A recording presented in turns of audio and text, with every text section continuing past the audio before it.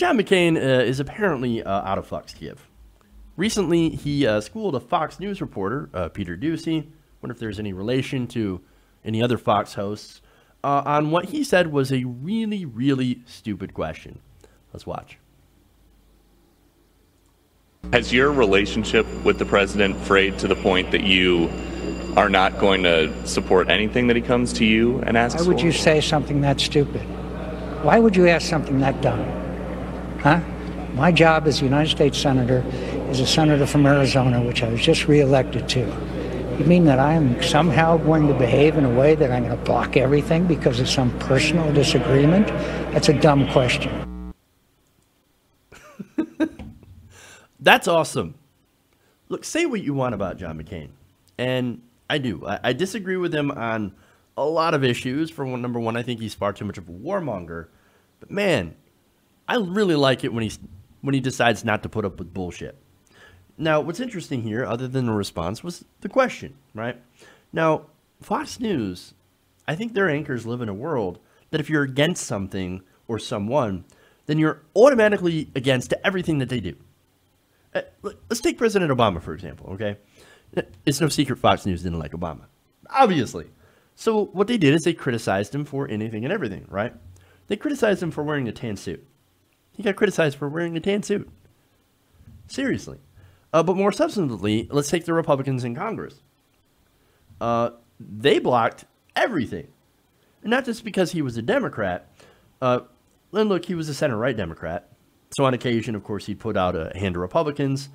For example, he offered to cut Social Security in return for not shutting down the government during a budget deal.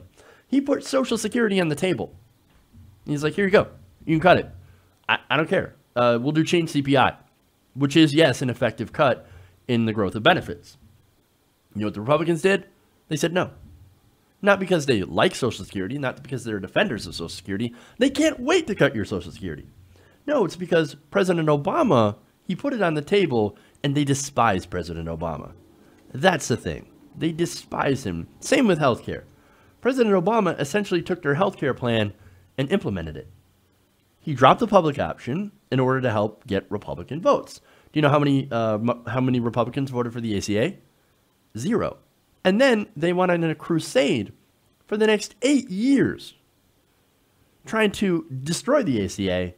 And now they're in charge, they're effectively destroying the ACA. This was their own plan. And yet, they did it because they didn't like Obama. So now, in these people's heads, if you don't like someone, you must block every single thing they do. Now, surprisingly, John McCain doesn't seem to live in that world. Let me give you an example. He actually worked with Bernie Sanders to try to help veterans, and he actually did vote against repealing the ACA, to be fair. So to him, it's like, no, that's stupid. I'm not going to oppose Donald Trump's policies because I'm feuding with Trump. Yes, I may be going against his ridiculous nationalism. That doesn't mean that if he puts forward a plan that I like, that I'm not going to vote for it just because I don't like him. It's stupid. John McCain is a conservative, and he will vote for things that he believes in. Now, I disagree with him on a lot of those things, right? But I think with him, I actually do believe that he's a conservative because he actually believes in those policies. One of the rare ones that actually do believe in what he votes for.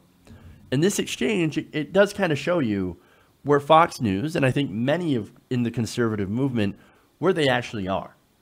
They don't understand why someone at odds with the president would still vote for things that he agrees with and not just votes against them despite that president. Because that's all they advocated for when President Obama was in charge. It blows their minds.